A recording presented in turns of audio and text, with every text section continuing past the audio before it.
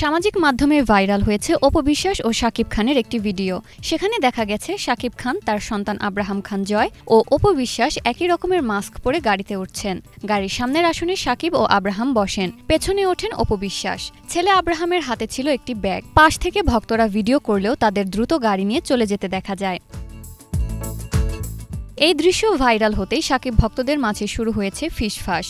গুঞ্জন উঠছে, তবে কি ফের এক হচ্ছেন শাকিব অপু? প্রশ্ন উকি দিচ্ছে নেটিজেনদের মাথায়।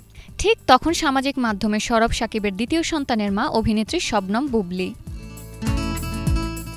এরপরই নিজের ফেসবুকে কিছু ছবি শেয়ার করেন বুবলি। সেখানে তাকে দেখা যায় শাকিব খান ও ছেলে শেহজাদ খান বীরের সঙ্গে।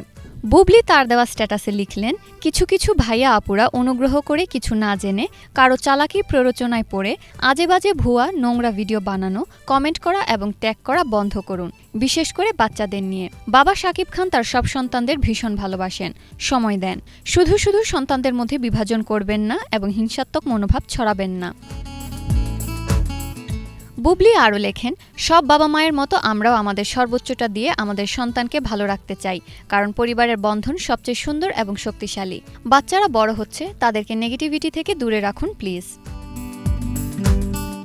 পরিশেষে ব্র্যাকেট বন্দি করে বুবলি লেখেন, কিছুদিন আগের জন্মদিনের এই সুন্দর মুহূর্তের মতোই ঈদ ও শেহজাদ তার বাবা মা সহ পুরো পরিবারের সাথেই আনন্দ করে কাটিয়েছে।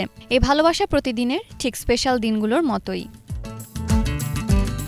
এদিকে প্রায় সময় স্নায়ুযুদ্ধে জড়ান অপু বিশ্বাস ও বুবলি, বিশেষ করে সামাজিক যোগাযোগ মাধ্যমে। শাকিব খানকে ঘিরে একজন কোনো পোস্ট করলে পরক্ষণে কাউন্টার পোস্ট করেন আরেকজন, যা নেতিবাচকভাবে দেখছেন নেটিজেনরা।